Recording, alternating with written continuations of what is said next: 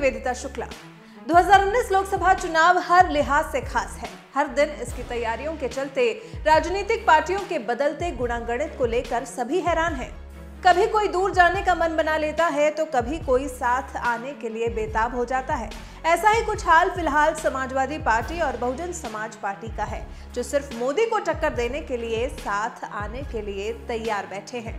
जो दो पार्टियां एक दूसरे की धुर विरोधी हुआ करती थी, एक दूसरे की नीतियों पर सवाल उठाया करती थी, 12 जनवरी को साझा प्रेस कॉन्फ्रेंस करने वाली है और संभावना है कि लोकसभा चुनाव के लिए गठबंधन का ऐलान भी कर दे और सीट बंटवारे को लेकर भी दोनों पार्टियों के बीच सहमति बन जाए और सीटों का ऐलान भी हो जाए कि कौन कितनी सीटों पर चुनाव लड़ सकता है। क्योंकि कयास तो यही लगाए जा रहे हैं कि आगे आने वाले आम चुनाव में सपा और बसपा तो मोदी के खिलाफ साथ होंगे ही, लेकिन कांग्रेस को नजरअंदाज कर दिया जाएगा। ऐसा पहली बार होगा कि यूपी की दो दिग्गज पार्टियों के अध्यक्ष मायावती और अखिलेश यादव साथ आकर मीडिया से रूबरू होंगे। 12 जनवरी को दोपहर 12 बजे लखनऊ के होटल ताज में होने वाली इस प्रेस कॉन्फ्रेंस से शनिवार को राजनीतिक रूप से बेहद खास बना दिया है। पहले माना जा रहा था कि दोनों पार्टियों के साथ आने का ऐलान मायावती के जन्मदिन वाले दिन यानी कि 15 जनवरी को हो सकता है, लेकिन क्योंकि शनिवार को दोनों पार्टियों के अध्यक्ष साझा पीसी करने जा रहे हैं, तो उम्मीद लगाई जा रही है कि तभी दोनों पार्टियों के गठबंधन का ऐलान होना संभव है।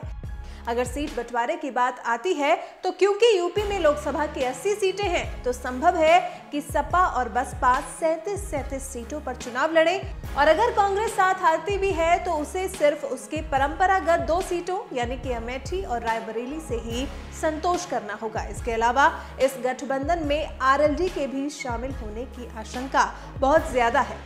शनिवार का दिन कुछ वैसा ही होगा जब विधानसभा चुनाव के दौरान यूपी के 2 लड़कों ने साझा प्रेस कॉन्फ्रेंस की थी और एक दूसरे का हमेशा साथ देने का वादा भी किया था। 2 लड़कों से तो आप हमारा मतलब समझ ही गए होंगे। जी हाँ, बिल्कुल सही, अखिलेश यादव और राहुल गांधी। अब देखिए, विधानसभा चुनाव के बाद जब लोकसभा चुनाव आए तभी दोनों लड़के साथ नहीं हैं, तो अगले विधानसभा चुनाव तक इनके साथ रहने पर भरोसा कैसे किया जा सकता था।